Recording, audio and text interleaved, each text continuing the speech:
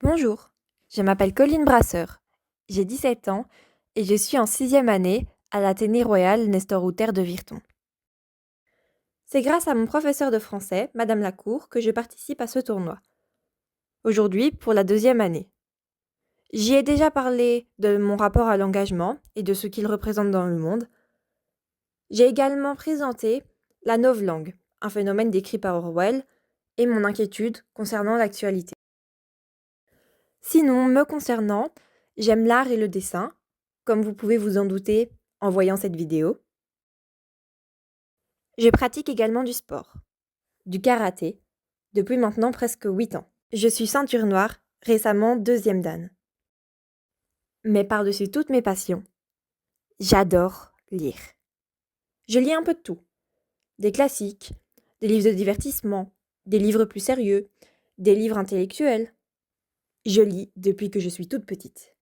Cela a entraîné pas mal de choses dans ma vie. J'aime lire, donc j'aime écrire. J'aime lire, donc j'aime apprendre, principalement l'histoire, les maths et les sciences. J'aime lire, donc j'aime me poser des questions, réfléchir et débattre de mes idées. Et c'est cet aspect de ma personnalité qui me pousse aujourd'hui à participer à ce tournoi. J'ai vraiment hâte d'utiliser cette chance pour faire entendre ma voix sur un sujet qui, j'espère, m'inspirera. J'aimerais pouvoir affirmer être libre de mes choix, mais la vérité, ils sont souvent dépendants de facteurs sur lesquels je n'ai aucun contrôle. Mon milieu de vie, mon entourage, mon genre m'ont influencé, que je le veuille ou non, que je sois prête à l'accepter ou pas. Aujourd'hui, je suis confrontée à l'un des choix les plus importants de ma vie, celui de mes études. J'hésite beaucoup et je n'ai toujours pas tranché.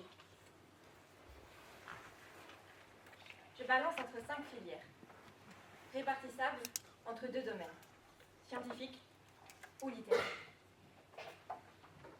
Pour mon entourage, je ne devrais pas trop me remuer des méninges. Les sciences, ça rapporte beaucoup, tandis que l'histoire et l'art, c'est moins assuré. N'est-ce pas une manière très objective de considérer la question? Ne devrais-je pas envisager toutes les possibilités, me poser des questions sur les avantages et les inconvénients avant de trancher? Comment puis-je affirmer être libre de mon choix si je me laisse influencer par un facteur extérieur? Ne serait-il pas guidé par un dessein autre que le mien? Et puis, je suis une femme. Me faire respecter dans le milieu intellectuel, et surtout scientifique, est bien plus compliqué. Sans parler des inégalités salariales. Combien de personnes ont-elles vu comme moi leur choix impacté par un facteur externe à leur volonté? Dans Histoire naturelle et sociale d'une famille sous le Second Empire d'Émile Zola, il cherche à démontrer le phénomène de déterminisme.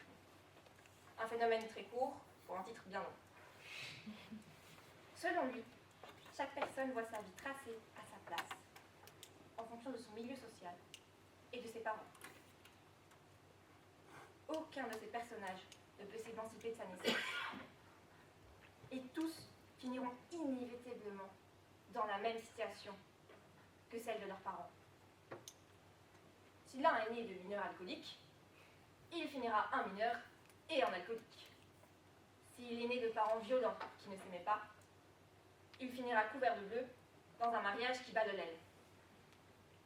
C'est une vision plutôt pessimiste de la chose, mais elle soulève une question essentielle.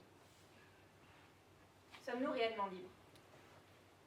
Naquissons-nous avec les mêmes chances, les mêmes possibilités? Je suis une femme blanche, dans un pays en paix, d'une classe moyenne. Bien que je subisse des injustices quant à mon sexe, je ne suis pas trop à plaindre. Mais si j'étais née soudanaise, congolaise, palestinienne ou bien iranienne, choisir mes études serait un luxe dont je ne disposerai même pas. Personne ne peut qualifier quelqu'un, surtout une femme, provenant d'un de ces pays de libre. Si l'un de vous était né soudanaise,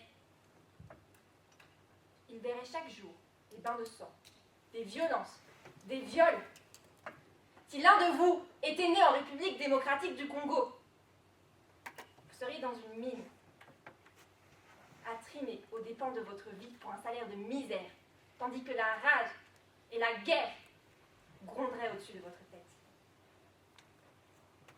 Si l'un de vous était né en Palestine, vous subiriez les effets de la faim, du froid, des bombardements. Tout ça parce que vous vivez sur une terre qu'on s'est déjà appropriée. Si l'un de vous était né en Iran, vous seriez massacré comme la foule autour de vous, simplement parce que vous avez voulu manifester votre mécontentement.